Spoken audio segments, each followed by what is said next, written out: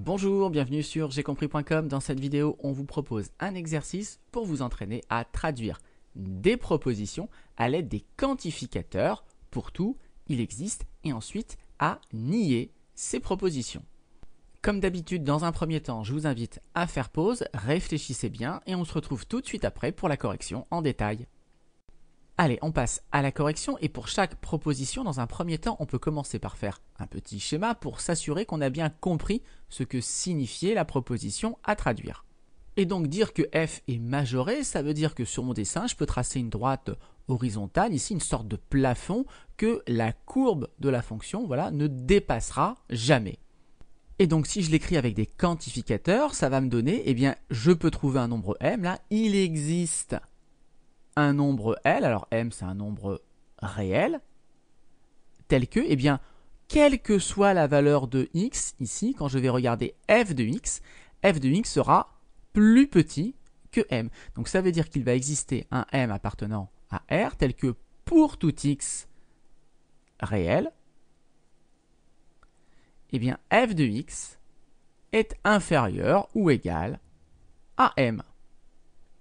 Alors, deux petites remarques. Premièrement, le nombre m ici, évidemment, il n'est pas unique. Sur mon dessin, vous voyez que si je prends une valeur de m au-dessus, ici, ça va également fonctionner. Et puis, deuxième remarque peut-être plus importante, il ne faut surtout pas inverser les deux morceaux dans votre proposition.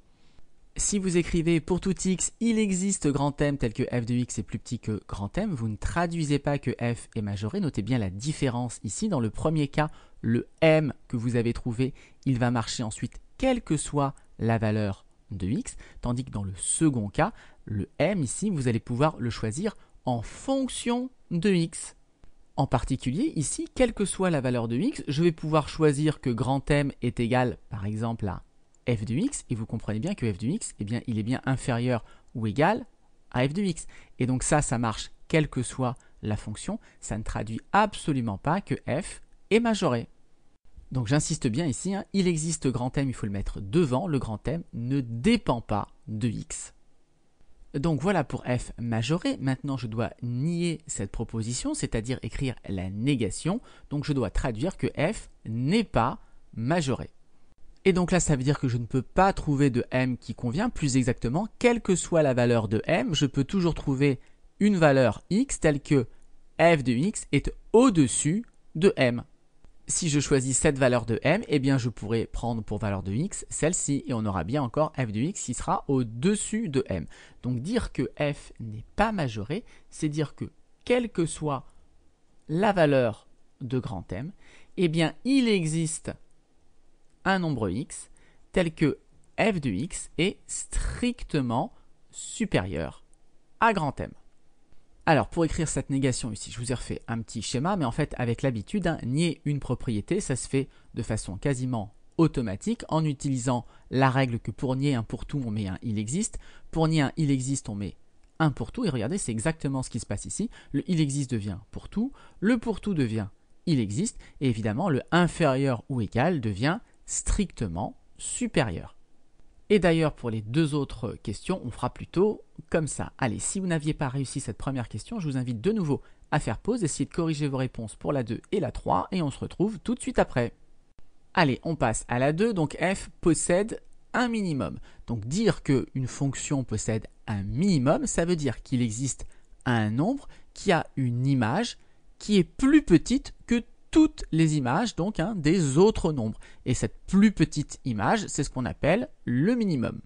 Et donc si je traduis avec des quantificateurs, ça va me donner il existe un x0 appartenant à R, tel que pour tout x appartenant à R, f de x est supérieur ou égal à f de x0, donc notre minimum. Comme tout à l'heure, le x0, il n'y a aucune raison qu'il soit unique, et c'est pour ça que j'ai mis supérieur ou égal. Il peut y avoir d'autres nombres x pour lesquels f de x égale f de x0. Donc voilà pour f possède un minimum, et pour écrire la négation, je vais utiliser mes règles pour nier une proposition. Donc ici, le il existe devient pour tout, donc ça veut dire que pour tout x0 appartenant à R, je peux trouver il existe, le pour tout devient il existe un x appartenant à R tel que f de x soit strictement plus petit que f de x0.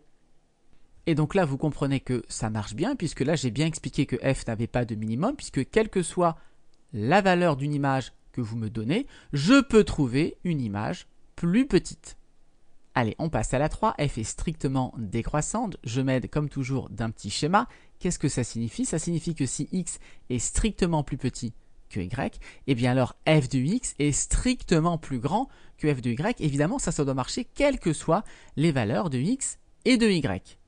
Et donc, si je traduis avec des quantificateurs, ça va me donner pour tout couple de nombres, donc x et y appartiennent tous les deux à R, donc pour tout couple xy appartenant à R2, eh bien on va avoir l'implication suivante.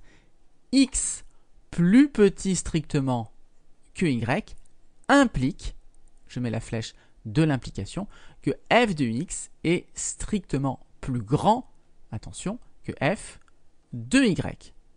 Donc voilà pour f est strictement décroissante. On va passer à la négation. Alors attention, ici on a une implication. Donc je vous ai rappelé la règle ici. Pour nier A implique B, qu'est-ce qu'on va faire? Eh bien ce qu'il faut bien comprendre, c'est que l'implication, elle nous dit quoi? Elle nous dit que B, c'est une condition nécessaire pour avoir A. Hein. Dès que j'ai A, forcément j'ai B. Eh bien si ça c'est faux, qu'est-ce que ça veut dire? Ça veut dire qu'on peut avoir A et en même temps, on n'est pas obligé d'avoir B. On peut avoir donc non B. Et donc ici, pour nier que f est strictement décroissante, on va dire qu'on peut trouver x plus petit que y et en même temps f de x qui n'est pas strictement plus grand que f de y. Voilà sur un schéma un exemple de fonction qui n'est pas strictement décroissante. Vous voyez, j'ai réussi à trouver un x et un y avec x plus petit strictement que y et pourtant f de x n'est pas strictement plus grand que f de y. Et donc c'est exactement ce que je vais obtenir si j'applique mes règles de négation. Ici, le pour tout devient il existe un couple xy appartenant à R2 et je vais maintenant nier mon implication, donc je garde A, hein, je recopie x strictement plus petit que y et simplement, au lieu d'avoir implique B, le implique devient un et le B devient non B. Et donc là, je vais écrire f de x. Et donc là, j'ai un strictement supérieur qui devient inférieur ou égal, je n'oublie pas le inférieur ou égal, à f de y. Voilà, c'est tout pour cet exercice. Comme d'habitude, si vous avez apprécié cette vidéo, n'hésitez pas à la partager et à la liker.